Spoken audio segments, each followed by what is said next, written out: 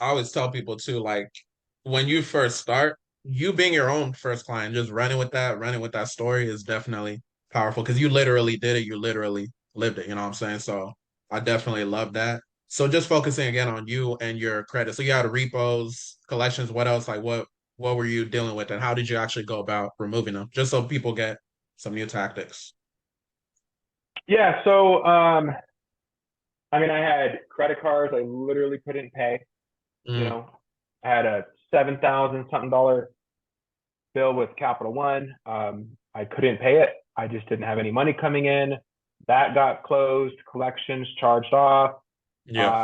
I don't know what happened in the industry in 2020, but most of my accounts all got charged off in 2020. So I'm assuming the financial institutions got some sort of deal, some sort of tax breaks. They were able to charge everything off. They probably were able to write it off their sheets or something like that. But that's when all the calls stopped. That's when everything stopped and everything was just charged off and just things started falling off. Not falling off, but being charged off, and they weren't coming after me anymore. All in 2020. So I was like, okay, cool. So there was that. There was a couple repos on there.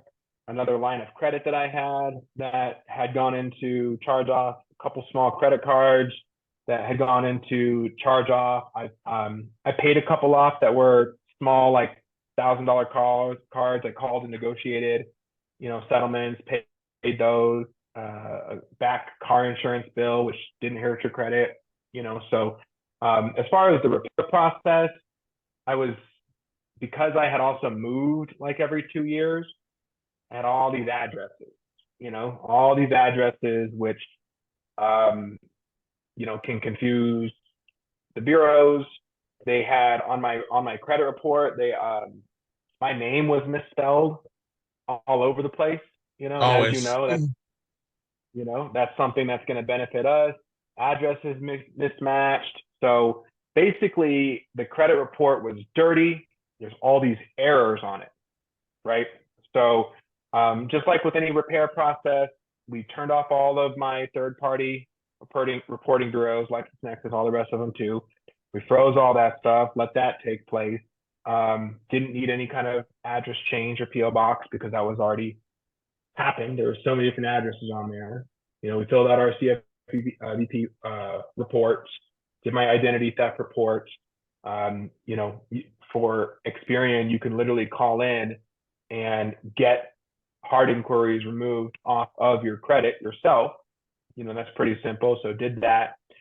Sent in all the letters to get all the other inquiries removed off. So started there.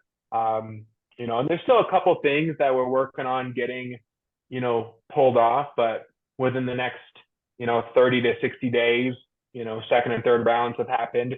Those will start falling off. So everything had been just falling off, falling off, falling off. And, I saw like 100 points just start happening. It's just jumping up because in 2020, um, Capital One actually gave me another credit card, but I was already making Oh money, so wow. it wasn't an issue. Yeah. But they started me at $300, and then every 6 months we're raising it. So I've got two cards with them, a travel card and then a regular card. Um, and then now that things have been, getting, dropped off and back up, I was able to hop on three different trade lines, Mhm. to start boosting my credit back up too. So things are just rapidly changing. Okay. Uh, Yeah, the reason why I ask about the dispute process. So my audience, we're big on consumer law. So, consumer ammunition tactics.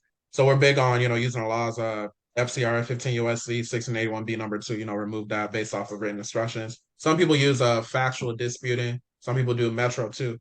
It sounds like you were using some factual disputing with freezing the secondaries, or can you correct me if I'm wrong? yeah, Is that kind of method you were yeah, going? we did that. Okay. Okay. Yeah, we did that. Gotcha. Gotcha. Yeah, the Fair Credit Reporting Act too, as well. We pulled out all the stops, and that's some of the stuff I was learning in the Credit Academy is how to pull out all those stops and how to get things going. So, that was the process that we took, and then that's what we will do for people too, just depending on what their situation is. Gotcha. Okay. So I want to transition. I want to just talk about, I know it's early in the business, but I just want to talk about maybe just some struggles that you've encountered early on, and I guess just how you perceive that you're gonna deal with them. Yeah, so I think the biggest thing was wanting to start, and this is kind of a business lesson, right? People do ample planning before starting a business. And that could be good, right? Proper planning can be good. However, we started this business with like not a lot of planning, Mm, not a lot of knowledge. I knew what credit repair was, I knew how it worked, but I wasn't confident enough to start a business and do it myself. So it's like hmm I could take courses, I could do this stuff, I could keep learning from the academy for the next 2 years, become an expert, and then feel like I can go do it. And I was like, well, am I going to be further starting 2 years from now and becoming an expert, or surrounding myself with the experts already and building a business around that? hmm So that's what I did. So within a few months, we're in business and we're already taking money and helping clients mm, because I was able to, start immediately working with credit repair people from the academy and getting them going and getting that happening.